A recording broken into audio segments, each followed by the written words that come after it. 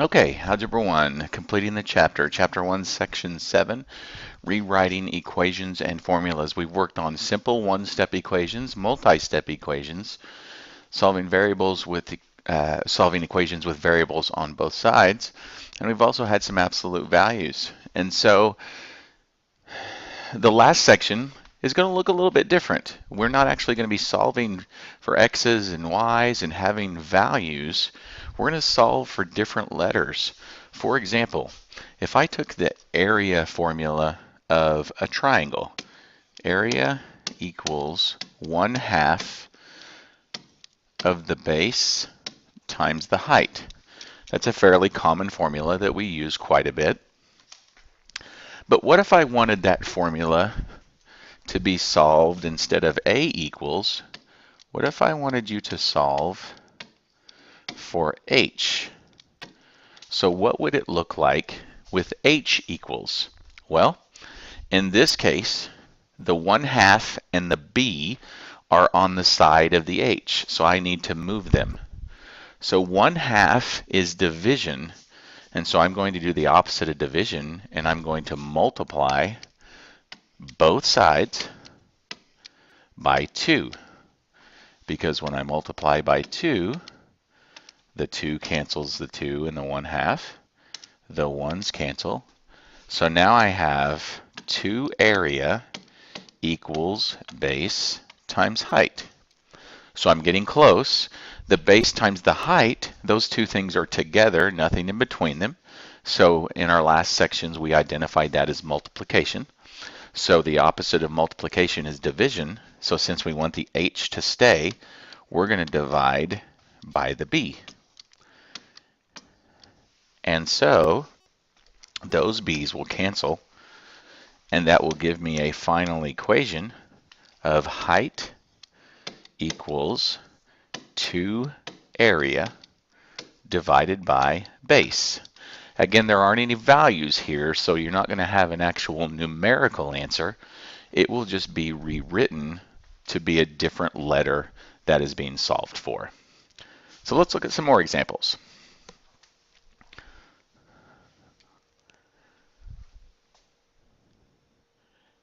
Y equals 3x plus 5xz.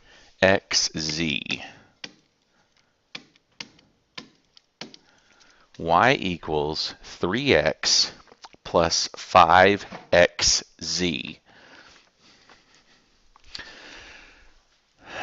So what I notice on the right-hand side is I notice that both of them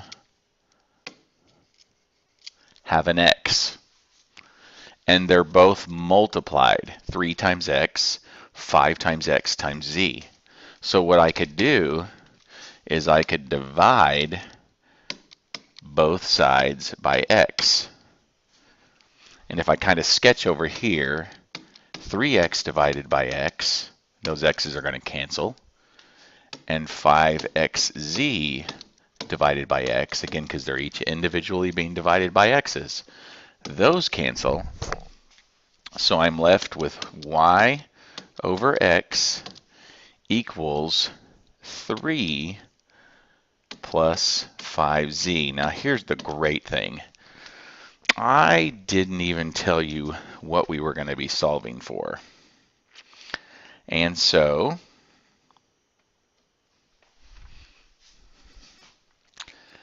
that would probably be a pretty good idea. Let's go ahead and solve this one for x. Okay, so we want to get x by itself. So there he is. He's in the denominator over on the left-hand side, or she. He or she, doesn't matter. And so how do I want to get those things? How do I get that y to the other side? And then I could be completely solved. So my y is on top. And so if, what could I do? Oh, okay. I see what I could do. My y is on top, and so if I could divide by y, Or if I could multiply by 1 over y, which would actually be dividing by y, because remember, we keep it, change it, flip it. That y will now cancel. And I'm left with, let's see. Yeah. So I'm left with 1 over x equals 3 plus 5z all over y. And now we would much rather have x over 1 instead of 1 over x. So what I can do is I can take the inverses of these and I can flip both of those fractions.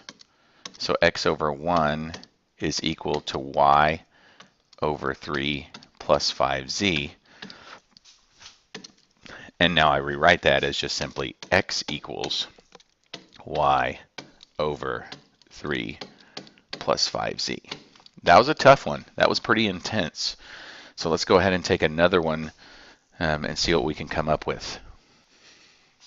And so I want to take one that you might, maybe you'll see in science class.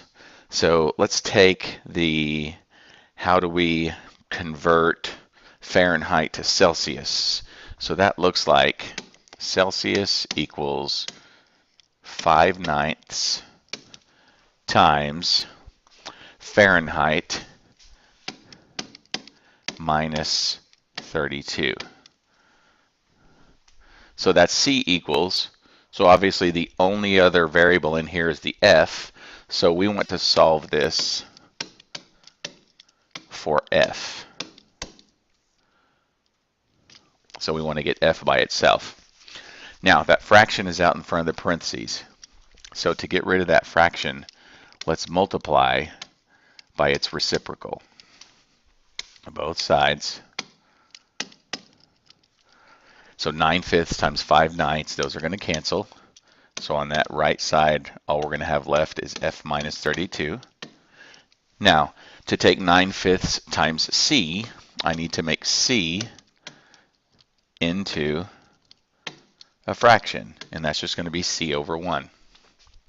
So 9 times C is going to be 9C, and 5 times 1 is just 5. So now I have 9C over 5, or 9/5 C, however you want to read that is fine. And the F is almost by itself.